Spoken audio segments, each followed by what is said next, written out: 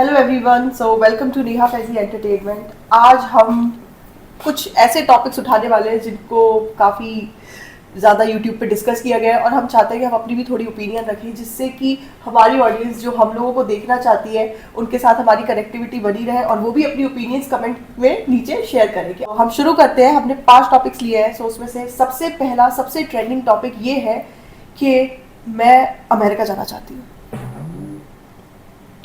Trending topic मैं America जाना चाहती हूँ। ये कौन सा ट्रेंडिंग टॉपिक है? मैं अमेरिका जाना चाहती हूँ। हटा करके मैं अपनी बात बता रही हूँ। I want to go to America for further studies. For further studies. हम भारत में जो एक किस्सा हुआ है ना, उस हिसाब से हम बहुत डर गए और सारे जितने भी जेंट्स हजरात हैं वो सब डर चुके होंगे।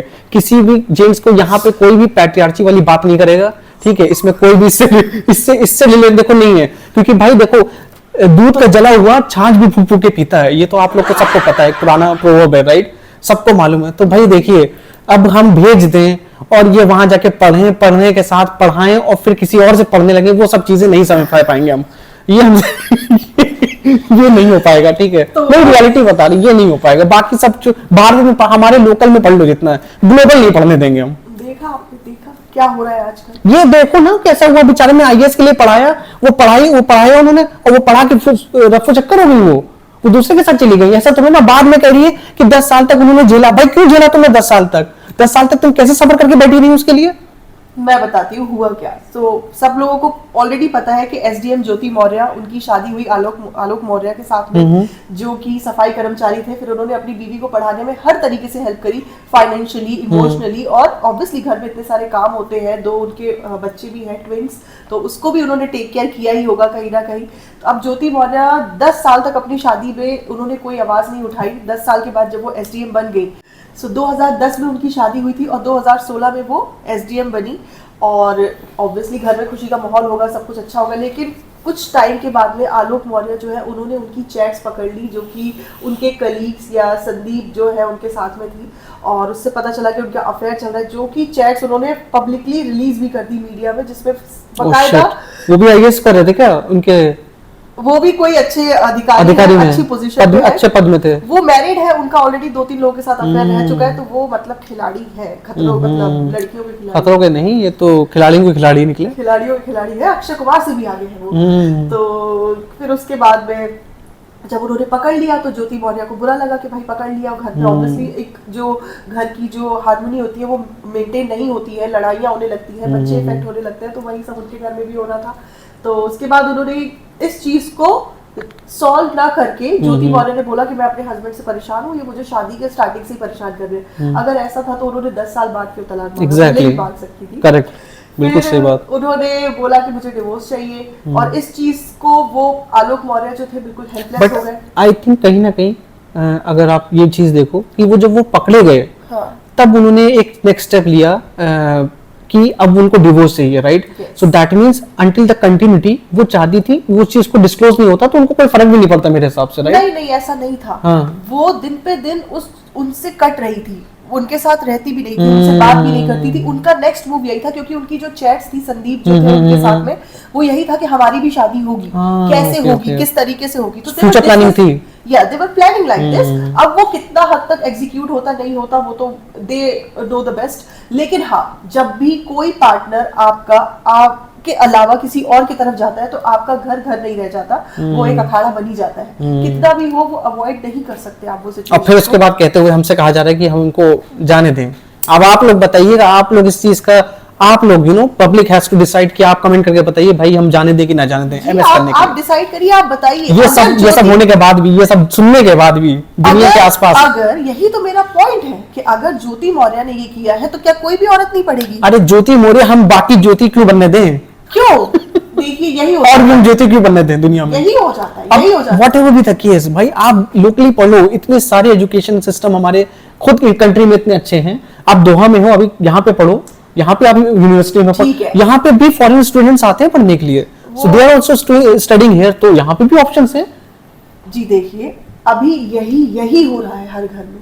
जो भी लेडी शादी कर लेती है, पेरेंट्स बोलते हैं कि शादी कर लो, शादी के बाद जो करना है करिएगा, पढ़ाई करनी है, जॉब करनी है, हाँ पेरेंट्स सपोर्ट करते हैं, लेकिन उनको होता है कि भाई शादी करनी है, लड़की है, टाइम से शादी हो जाए, तो एक वो अपना पॉइंट ऑफ व्यू रखते हैं कि भाई आप शादी कर लो, उसके बाद जो आप करना चाहते हो अपने घर जाकर करना। ये एक बहुत कॉमन सी लाइन है जो कि मैंने इंडिया में सुनी हुई है और रहता है। मेरे पापा बहुत ज्यादा सपोर्ट करते थे, मम्मी भी सपोर्ट करती थी, लेकिन वो कहती थी कि तुम शादी कर लो, उसके बाद अपना जितना जॉब करना है करो। एक वो रहता है, एक प्रेशर आपकी तरफ रहता है, सोशली उनकी तरफ भी रहता है, पेरेंट्स को भी सुनना पड़ता है आसपास कि क्यों लेट कर रहे हो, कर दो शादी, क्या करना है, अब बच्चे बड़े हो गए हैं। तो लड़की सोचती है कि ठीक है अब मैं शादी करती हूँ, शादी करने के बाद लड़का बोलता है हम तुम्हें बाद में पढ़ाएंगे। अब वो जो सिचुएशन है, हर लड़की ऐसी नहीं होगी जो ज्योति मौर्य बन जाएगी, और ना कि हर लड़का ऐसा होगा कि सक्सेस पाने के बाद में नवाजुद्दीन सिद्दीकी और उनकी वाइफ के बारे में आपने सुना ही होगा। I am not defending anyone, but एक सक्सेस पाने के बाद में हर कोई अपने पार्टनर को उतनी इज्जत दे, उतनी रिस्पेक्ट दे, वो जरूरी है। करेक्ट। सो जो कि नहीं होता है बहुत सारी जगह। तो this is not completely based on Jyoti Maurya के लेडी होती है तो वो एसडीएम बन जाएगी तो वो भागी जाएगी किसी के साथ, नहीं ऐसा। और सबसे इम्पोर्टेंट बहुत ये सब डिपेंड करता है इंडिविजुअल पे, और ये कोई ऐसा नहीं है कि पर्टिकुलर अगर एक औरत ने ऐसा करा, किसी लेडी ने ऐसा करा या किसी हस्बैंड ने ऐसा किया तो it will be generic for all husbands या जेनेरिक फॉर ऑल लेडीज और वाइफ्स। ऐसा बिल्कुल नहीं होता है, ये इंडिविजुअल पे डिपेंड करता है। अगर उसको सही राह पे चलना है वो सही राह पे चलेगा, अगर नहीं चलना है आप दुनिया की सारी कायनात लगा दीजिए उसके पीछे, दैट वोंट हैपन जो आप चाहते हैं। तो इसलिए ये चीज कहना, अगर आपको पढ़ना है तो आप जा सकती हो, ऐसा कोई प्रॉब्लम नहीं है। Not on TV, not on the social media whatever, but हाँ मेरी तरफ से ऐसा कोई प्रॉब्लम नहीं होता है। बट हाँ मैं भी साथ में चला जाऊंगा, फिर तो यूएस की बात हो रही है ना भाई। अभी तो हमारे पढ़ाने के दिन आ चुके हैं। सो तो ये था हमारा एक ओपिनियन, ऑनेस्ट ओपिनियन, जो हमें लगता है कि जो, क्योंकि बहुत सारे मीम्स ऐसे आ रहे हैं। एक मीम ऐसा था कि एक वो लड़का अपनी बीवी को लेकर के वापस आ रहा है, मतलब शॉर्ट वीडियो बनाया, उसने बोला कि भाभी को कहाँ क्यों वापस लेके आ रहे हो, अरे वो कोचिंग करने गई थी यूपीएससी की, कहीं भाग जाती, हम वापस ले आए, हम नहीं पढ़ा रहे। तो ऐसा नहीं होना चाहिए। जो भी लेडीज बहुत ज्यादा एस्पायरिंग लेडीज है, बहुत मेहनत भी करती है, उनके पास टाइम, वो कैसे कैसे करके टाइम निकाल के घर में बच्चों को सेटल करके, खाना बना के, काम करके, थोड़ा सा टाइम निकाल के पढ़ती है। तो इतना शक मत करिए। हाँ अपनी आपस में इतना कंट्रीब्यूशन, इतना प्यार रखिए कि आपको वो इंसान आपसे डिटैच हो ही ना पाए। और उसके बाद भी अगर कोई हो रहा है तो वो एक उस इंडिविजुअली उस पर्सन की प्रॉब्लम है। क्रक्स ऑफ दिस कन्वर्सेशन अगर हम बताना चाहें तो हाँ ये टोटली डिपेंड करता है एक इंडिविजुअल पे, और आप इस पे जेनेरिक लेके सारे लोगों को इसका डिसीजन नहीं थोप सकते हैं सबके ऊपर। और हस्बैंड्स को डेफिनेटली इंकरेज करना चाहिए अगर वाइफ्स की हायर एजुकेशन है। सिमिलरली हस्बैंड्स भी अगर करते हैं higher education, wives will encourage that definitely. Wives तो हमेशा, आपको पता है कि वाइफ्स हमेशा साथ में रहती हैं whatever be the case, right. So एक अच्छे पार्टनर्स एक दूसरे के लिए सबसे अच्छी पहचान यही होती है कि आप जरूर एक दूसरे को सपोर्ट करो। दुनिया में क्या चल रहा है वो चलता रहेगा, वो उनका मैटर है, सॉरी उनकी बॉन्डिंग है। तो हमारा आपका आपस में एक दूसरे के साथ कैसे मैच करता है वो डिपेंड करता है। Life is very short, ego लेके मत बैठो, सपोर्ट एक दूसरे को सपोर्ट करो और आगे बढ़ते जाओ, बस दैट्स इट। हमारा नेक्स्ट टॉपिक क्या है फिर? नेक्स्ट टॉपिक है, दो लोगों ने एक ही टाइप का बिजनेस खोला, लेकिन एक तरक्की पे तरक्की करे जा रहा है और एक बर्बाद पे बर्बाद हुए जा रहा है। लाइक सेम बिजनेस मॉडल के ऊपर, सेम बिजनेस मॉडल था, दोनों ही चाय बेच रहे थे। अच्छा चाय बेच रहे हैं, तो चाय वाला तो फिर सबको पता होगा, फिर चाय वाला यही है, एमबीए चाय वाला, जो कि एमबीए नहीं है वो, और चाय सुट्टा बार वाले, चाय सुट्टा बार। ओके, दोनों एस्टेब्लिश बिजनेसेस की बात करें जाए कि दोनों सेटअप स्टार्ट हुए थे, राइट, बट आज एक almost in the verge of closing है और दूसरा वाला करंटली सक्सेसफुल चेन हो चुका है। बिल्कुल। तो क्या डिफरेंस लगता है आपको, क्या क्या क्या इंपॉर्टेंस रही होगी इस चीज में अगर देखा जाए कि क्यों ऐसा हुआ कि सेम बिजनेस मॉडल पे सेटअप हुए बट एक पूरी तरह से बर्बाद होने पे है और एक तरफ दूसरा सस्टेन कर रहा है स्टिल? मैंने दोनों के इंटरव्यूज देखे, दोनों के इंटरव्यूज में डिफरेंस है, दोनों की बातों में डिफरेंस है। इसी वजह से दोनों का बिजनेस रन करने का तरीका अलग है। जो प्रफुल्ल बिल्लोरे हैं वो कहने लगे मैं एमबीए की तैयारी कर रहा था, फिर मैंने एमबीए जो लोग कर रहे हैं उनसे बात किया तो उन्होंने बोला यार हम तो खुद परेशान है, 1-2 लाख में क्या होता है, कुछ नहीं होता, इतनी ईएमआई जाती है, कार की ईएमआई जाती है, घर की जाती है, घर पे पैसा भेजना पड़ता है, लोन लिया हुआ है 20-25 लाख दे करके और फिर पढ़ाई करी है। तो उनका कहना था 20-25 लाख लोन दे करके पढ़ाई करने का क्या मतलब जब 2 लाख की सैलरी मिल रही है। सो ही वाज प्रमोटिंग कि आपको एजुकेशन इंपॉर्टेंट नहीं है, आपको सड़क पे ठेल लगा लेना चाहिए या पकौड़े तल लेने चाहिए या चाय बेच लेनी चाहिए, कुछ भी करना चाहिए, आपको सिर्फ बिजनेस करना चाहिए। Education is not that important when it comes to earning money. तो हाँ किसी किसी केस में आपको पैसा अगर कमाना है तो आपके लिए एजुकेशन इंपॉर्टेंट नहीं होती है, ठीक है। जरूरी नहीं है कि एजुकेशन के दम पे ही आप पैसा कमा सकते हो, बट एजुकेशन के दम पे आप लॉन्ग टर्म तक सस्टेन कर सकते हो, ये तो जरूरी है, ठीक है। तो मेरे पापा एक चीज बोलते थे जब वो पढ़ाई की बात होती थी, तो जैसे कोई आता था उनके फ्रेंड में, वो कहते थे हाँ उन्होंने MSc किया है, MBA किया है, ये किया है, वो बैठे हुए कुछ नहीं कर रहे। तो उनको मेरे पापा हमेशा ये जवाब देते थे, आना जरूरी है, उस चीज का इस्तेमाल हो चाहे ना हो, उसकी कोई मतलब इतनी इंपॉर्टेंस नहीं है, that depends on that person. जब जरूरत पड़ेगी तो वो इस्तेमाल करेंगे अपनी स्किल्स को। तो प्रफुल्ल का ये टॉपिक था। और चाय सुट्टा बार वाले जो है, उन्होंने कभी ये नहीं बोला प्रफुल्ल बिल्लोरे, नहीं अरे बिल्लोरे बोला मैंने। तो यहाँ पे चाय सुट्टा बार वाले हैं अनुभव दुबे, तो उन्होंने अपने एक फ्रेंड के साथ मिलकर शुरू किया था ये बिजनेस। उन्होंने कहीं भी नहीं बोला कि एजुकेशन की जरूरत नहीं है, ये नहीं है और आपको ये करना है। वो कोई मोटिवेशनल स्पीकर नहीं बने। He was through out explaining about his journey कि उन्होंने कैसे शुरुआत करी। उन्होंने बताया जब उन्होंने शुरू किया था तो कोई नहीं आता था, तो उन्होंने क्या स्ट्रेटेजी अपनाई, वो लोग जाते थे कॉर्नर में खड़े हो जाते थे, 4 दोस्त कहते यार वो चाय सुट्टा बार वाला सुना यार, कितना बढ़िया चाय बेच रहा है वो, है ऐसे करके वो जाते थे। तो वर्ड ऑफ माउथ के जरिए उनकी धीरे धीरे आई। वो मेट्रो में ट्रेवल करते थे, फिर मेट्रो में बोलते थे यार वो चाय सुट्टा बार सुना है कितना। तो उन्होंने बताया कि ये उनकी स्ट्रेटजी थी। और दूसरा, he believes in sustainable development. उसमें क्या है कि वो कुल्हड़ में ही चाय देते हैं। उन्होंने जो कुल्हड़ मतलब दिए बनाते थे, जो पोट्री करते थे, जो उन लोगों को दिवाली एक बिजनेस मिलता था, फिर उसके बाद में ज्यादातर टाइम वो लोगों को काम नहीं मिलता था। बट ये बहुत इंपॉर्टेंट है, रोजगार मिलना ऐसे लोगों को जो पॉटरी करते थे पहले।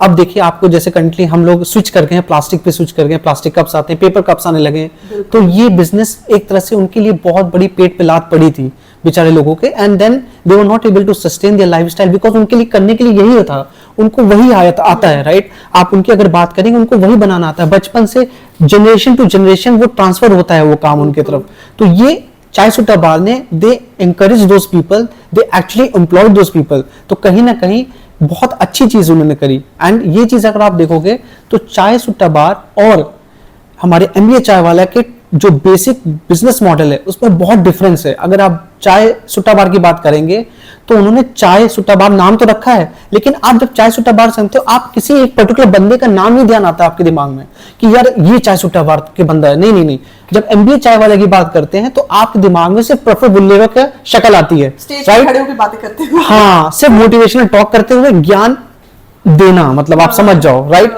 सिर्फ ज्ञान। उसके मैक्सिमम टॉक्स में आप देख लो कि ये कर डाला, आप ये कर डालो, आप लोग वो कर डालो, ये कर डालो।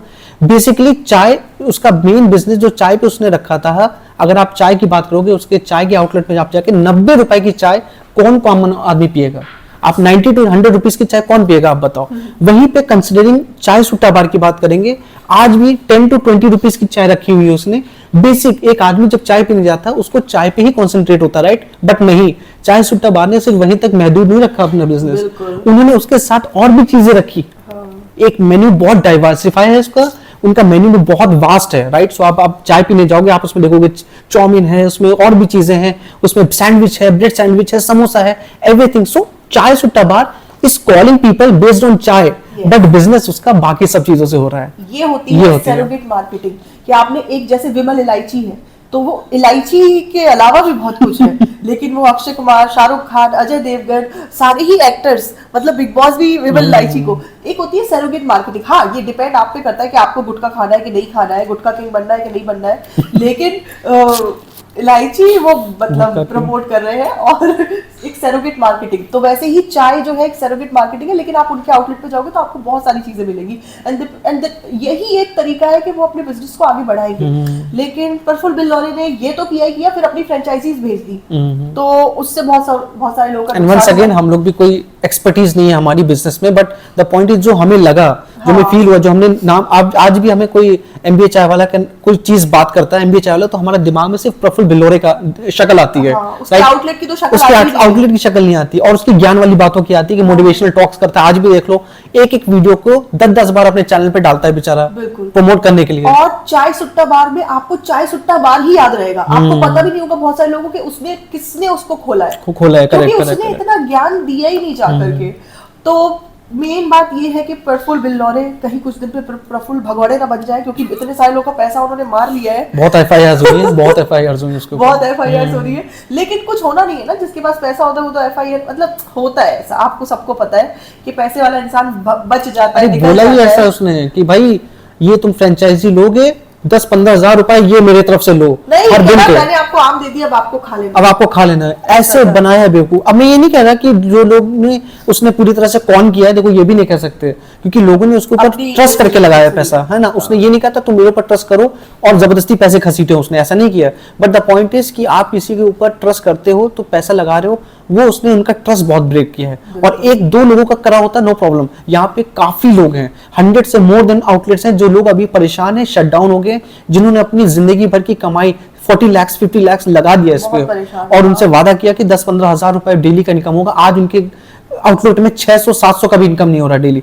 सो there is a huge difference. अगर 10-15 हजार की जगह 1,000-2,000 का भी उनका मार्जिन चल रहा हो तो भी वो किसी तरीके से सस्टेन करेंगे, राइट। सो आई थिंक ये एक वन ऑफ द लाइक 2022 का कह सकते हैं स्कैम 2022 हो सकता है। हाँ, स्कैम ही था ये एक तरीके से। तो आप लोग इतने समझदार बने कि आप किसी भी ऐसे बिजनेस की फ्रेंचाइजी डालें जो खुद ही नहीं ऑपरेट करके अच्छे से सक्सेसफुल हुआ है। और ट्रस्ट मी, बताशा चाय और बीड़ी सुट्टा इन सब का फ्रेंचाइजी नहीं चलता है। हाँ, ये फ्रेंचाइजी नहीं है, ये ठेले ठेले पे हर जगह लगे हैं भारत में, हमारे यहाँ हर जगह खुल जाता है। पता है, मैं जब ऑफिस जाती थी ना तो हमारे ऑफिस के सामने एक बंदा, उसकी वो थी मतलब क्या कहते हैं, छोटा सा खोखा सा था और वो सिगरेट बेचता था। तो उससे पूछते थे कितने की आपकी सेल है, तो उसने जो बताया, उसने बोला कि मैं हफ्ते में 1 लाख कमाता हूँ। तो मेरे ऑफिस वाले लड़के कहने लगे यार हमें यही करना चाहिए, हम क्या फालतू में प्लान तो यही है हमारा भी। चलिए आगे बढ़ते हैं। चलिए।